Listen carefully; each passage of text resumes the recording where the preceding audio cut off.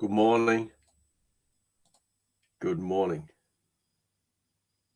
Good morning. Here we are.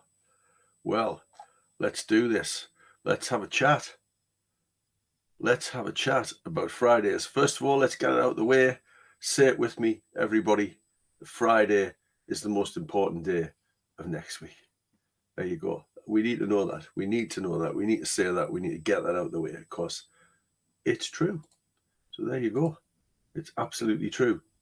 Because what you do today will make about next week will make sure you have an absolutely lovely weekend of it, because you will be able to put to bed all of the things that you might concern you at work. You will know what to do next week. You might be thinking, I've got no idea how I'm going to get it all done.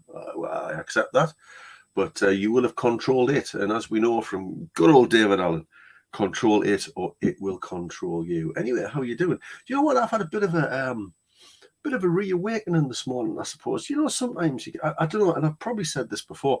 I kind of live on a bit of a kind of 3-4 week kind of cycle, I suppose. You know, kind of I reignite a lot of my self-care strategies. And over 3 or 4 weeks, you know, they just get eroded. They just get chipped away. I find myself drinking a bit less water and a bit more alcohol. And I find myself kind of maybe, you know, not exercising quite as vigorously. I find I walk the dog and I'm walking her a bit shorter every time, you know. So this morning's been a bit of a just a recalibration, I suppose. Sat this morning, got up, did my usual morning routine, bit of stretching, and then sat down.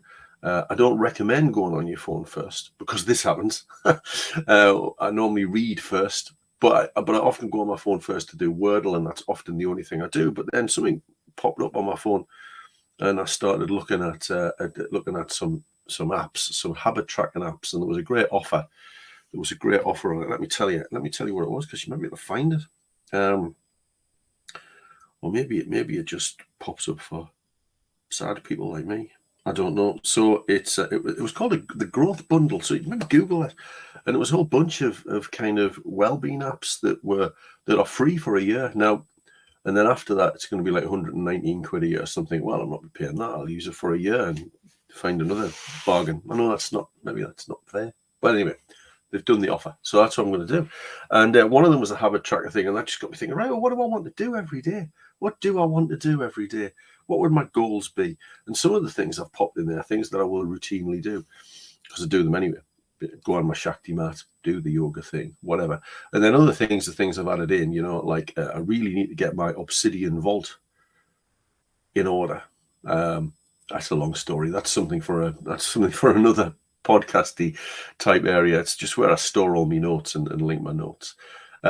And you know, type them up quite quickly, and there's spelling mistakes and configuration problems in there. So put one of them in, update one note per day, and across the year, it'll all be in order, maybe. So, well, here we are on Friday with facing the weekend. I've got my coffee. I'm going to have a slurp of my coffee. Huberman,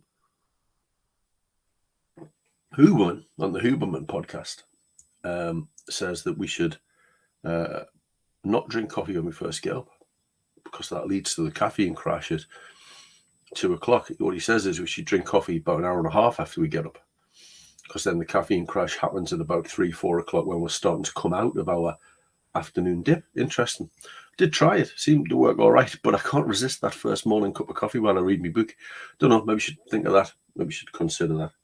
So I thought it was worth contemplating today. Maybe again, I find at the minute I'm pulling together ideas that are in disparate places, and I find myself thinking, oh, well, let's pull those ideas together, you know.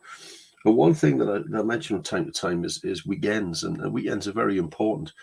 And again, I'll mention this, but one of the things I read, I don't even know how long ago it is now, lost track.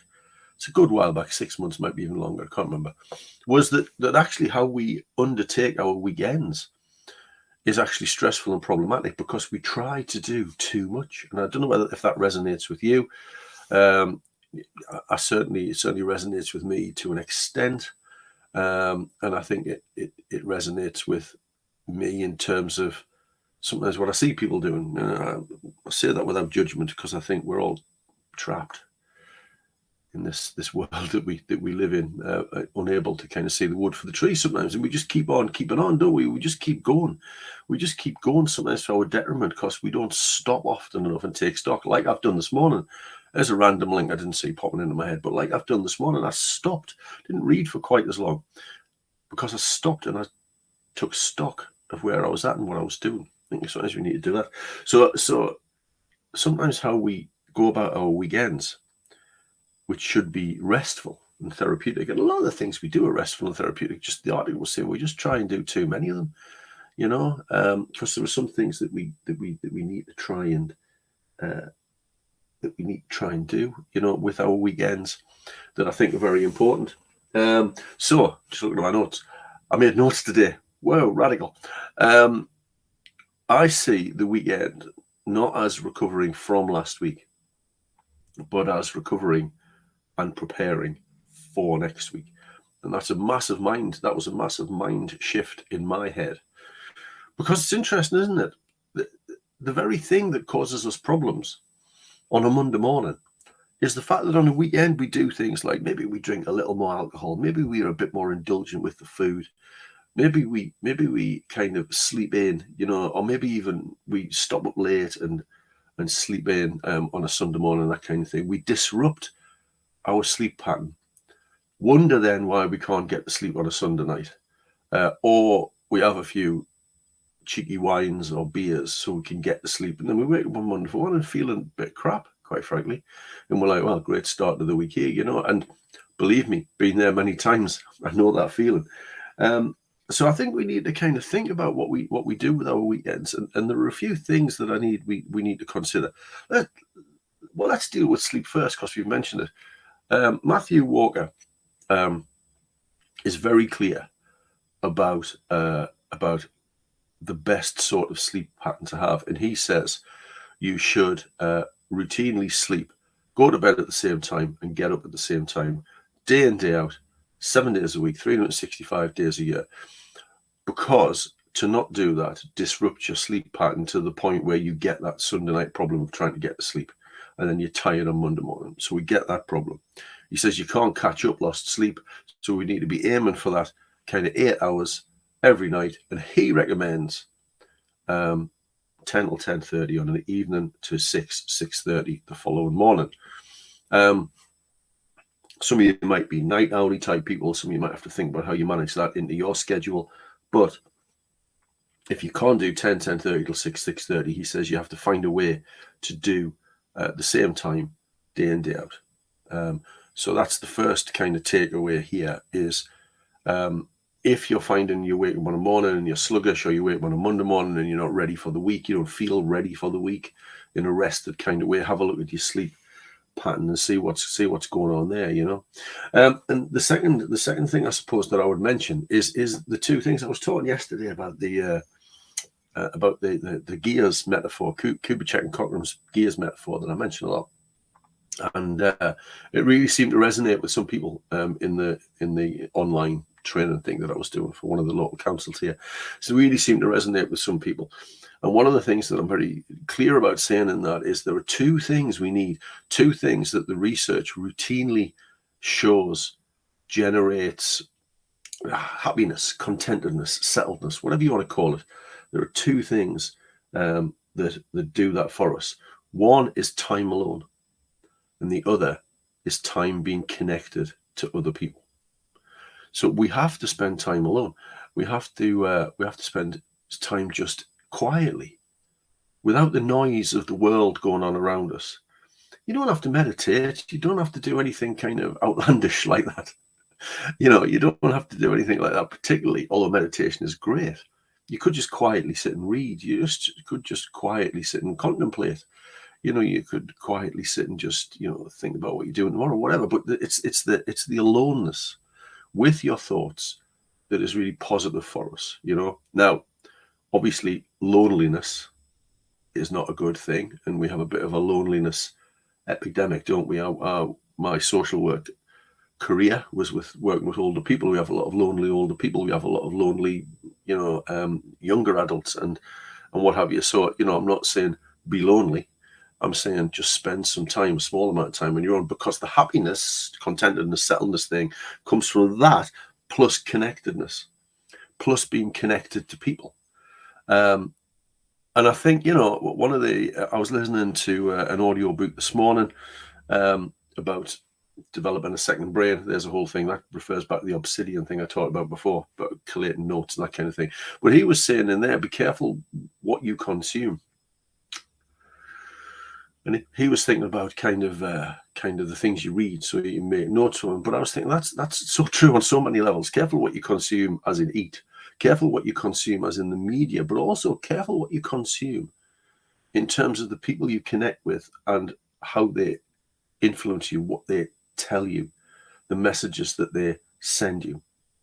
And I think sometimes we need to kind of bear that in mind when we think about connectedness. But connectedness is a really, really positive thing for us. It's really important that we connect with other people. And it grieves me to say this, absolutely grieves me to say this, because if you follow me for a while, and do that, click the follow button, click the like button, go and subscribe to the YouTube channel. It's lovely when that happens, and it really helps the algorithms and stuff.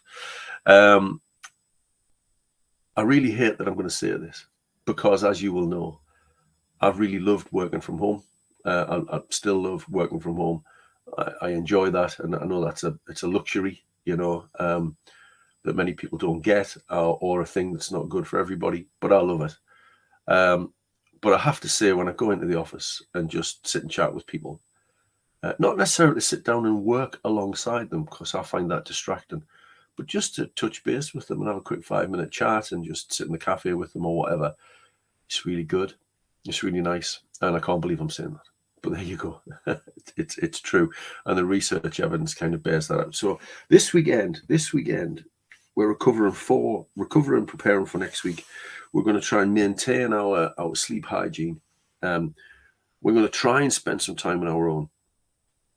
5 minutes. I know I often think of the people, because I know a lot of people with young children, and I know that's really hard. Because children they're everywhere. They're ubiquitous. They're just everywhere all at once, aren't they? So I know that's hard, but even just a few minutes, do something mindful, do some breathing, just meditate briefly, just focus on your breath, settle yourself a little, those kind of things. Now, we're going to do that, and then spend some time with people, but don't try and do too much. That's what the other bit of research is. Don't try and do too much. Don't try and do a million things all at once.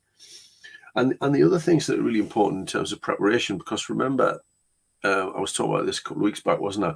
We've got this hierarchy of kind of managing your life.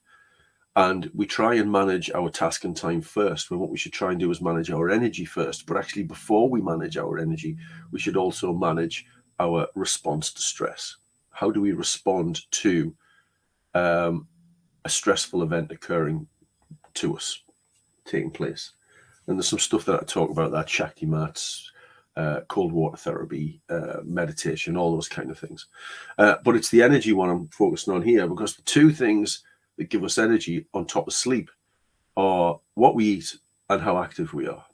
So on a weekend, try and fit something in that's just active. Some activity, a walk in the park, drive to the coast and a walk along the beach, whatever it is for you, a run if you like to be a bit more vigorous. You don't have to be. Those kind of things, really important.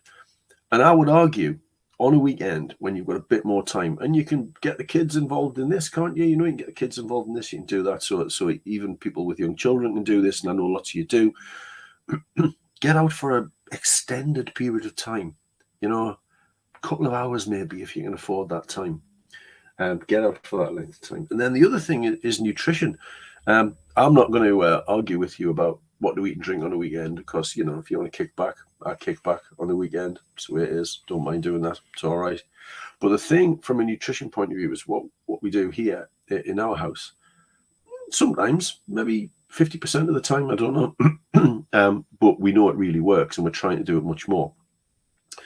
Is we batch cook meals on a Sunday for the following week. So we often batch cook enough stuff to get us through to like Thursday morning, so it gets us over that first part of the week when we're maybe feeling busy, and at least on a Thursday and a Friday, we're kind of ready for the weekend. So we do that, batch cook, a chili, a curry, a bolognese thing, or whatever. We batch cook that kind of thing, and it just sits in the fridge. It's fine for a few days, and we just pick at that and do it with some wedges or some rice or whatever, and just make it easy. And that kind of helps that stressful. I'm tired at the end of the day, and now I've got to stand and cook. Now I love cooking. I find it quite therapeutic, but sometimes it's just nice to go, all right, okay, got some stuff in the fridge, let's go. So weekends are productive times, and as you know, when I talk about productivity isn't just about work. It isn't just about getting things done, I suppose, in a sense. Productivity is how we rest as well. Are we resting productively, or is the way we rest negative? Is the way we rest on a weekend causing us problems on Monday, or are we truly resting in a way that sets us up and primes us ready for the following week? It's worth thinking about. But you absolutely deserve your weekends 100%, don't we? We all do. We work hard. I know some of you maybe work weekends, but you need to think about these things in terms of your Monday and Tuesday off or whatever, whatever it is, whatever your pattern is. But yeah, so there you go. Some food for thought. Food for thought, I reckon. There it is. So have a good weekend, whatever you do, and we'll see you Monday morning. Take care.